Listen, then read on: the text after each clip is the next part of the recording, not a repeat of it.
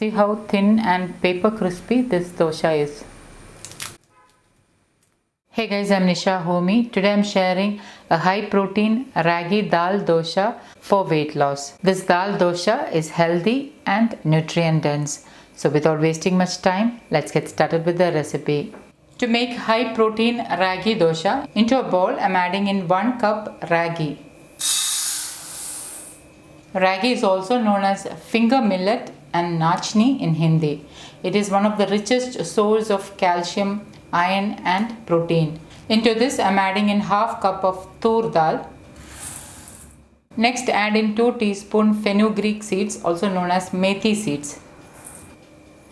Add in some water and wash and rinse it a couple of times, and once it is washed and rinsed thoroughly, add in some water and allow it to soak for about 3 to 5 hours. It's about 5 hours since the ragi and dal has been soaking.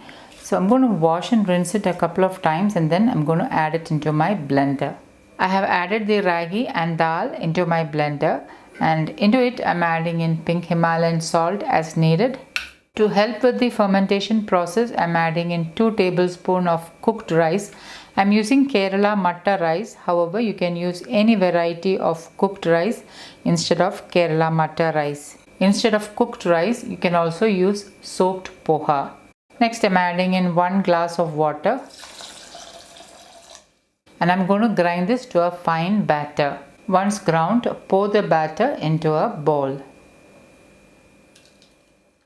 Cover and keep it overnight to ferment. Also note that I'm not using a tight lid to cover the batter, as we need the wild airborne yeast to help with the fermentation process. And the next day morning, you can see the batter has fermented, but it has not risen well because there is no urad dal in this batter. It will not rise like normal dosha batter does. So you can see that it has fermented.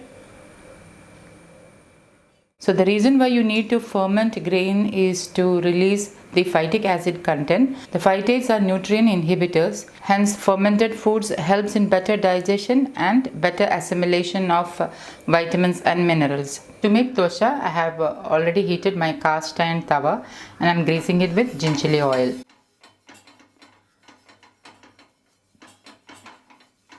And reduce the flame to the lowest and pour in the fermented ragi dal dosa batter.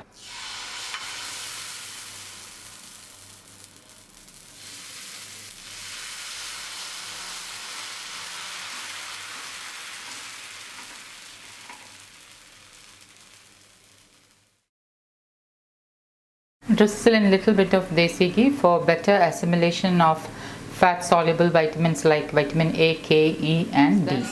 Once this side is cooked and is lightly roasted, flip the dosha over.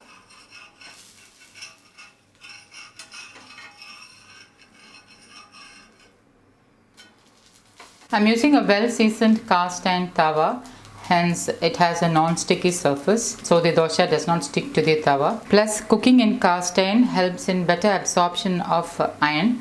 So try to cook at least one of your meal in a cast iron cookware. And once this side is cooked, you can serve the ragi dal dosa with sambar or chutney of your choice. Let's make one more dosa.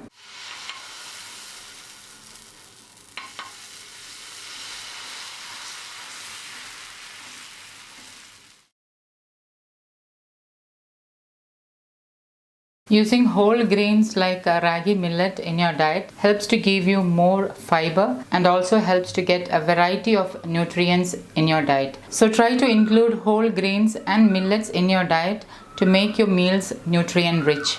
And once this side is roasted, flip it over. You can make crispy dosha like this with this batter, or you can make slightly thick doshas.